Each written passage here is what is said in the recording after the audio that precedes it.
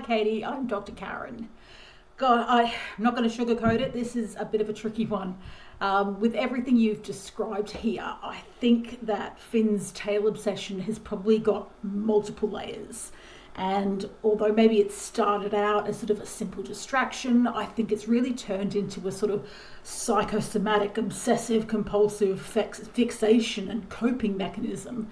And so for us to really address the problem, we kind of need to take a look at all those different elements. The first thing to really make sure we've got a good handle on is the physical aspect, because we can't address everything else if there is actually a physical problem that we haven't dealt with. I know you said that your vet has checked Finn's anal glands and can't find any injuries to the tail, but there still could be something physical at work here, and I personally would be recommending doing some imaging to rule out any issues either with the spine or with the nerves or with the vertebrae or the discs in that area, possibly even a CT scan or an MRI, because if there's any sort of nerve pain that's causing tingling or even little sort of shooting pain, then that could explain why this started in the beginning. But I think it's important to make sure that we rule out there being a physical reason for this. As I said, it may have been something that started out with like a physical problem. Maybe there were some anal glands, some full anal glands or something like that right at the beginning, and this is then sort of snowballed from there, but we need to make sure that there's not a physical problem. You mentioned that Finn is now left at home in a smaller apartment for a much longer period of time when you're at work. So I think boredom is going to be a massive contributing factor to why he's become so fixated on this sort of compulsive behaviour.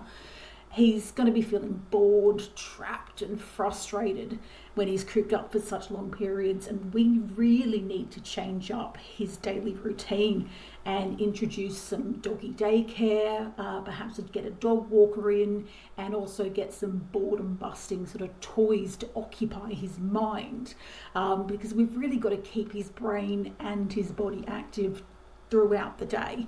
Obviously, 9 or 10 hours, I don't expect him to be doing something that whole time, but it is a long period for him to be left by himself. So we really need to sort that side of things out, because unless we can keep his mind and body active, things are likely to get much, much worse from here on in.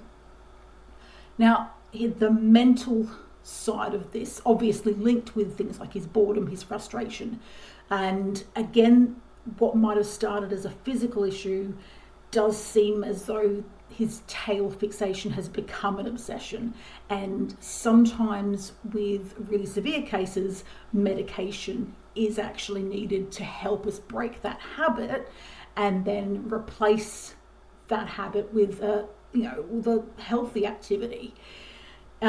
You could try introducing some like pheromones or calming supplements at home yourself, but I suspect with what you've described, you're probably going to need something a bit more powerful that your vet is going to be able to prescribe for you to really help get this whole situation under control.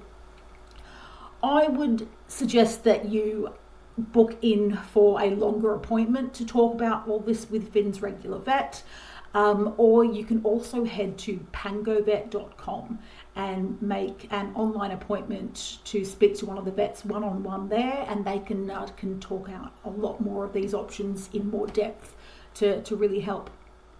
I've also included some links below, just with a little bit of extra reading, so you can really sink your teeth into this. I know that you'll be able to get this sorted, and I wish you both all the best of luck.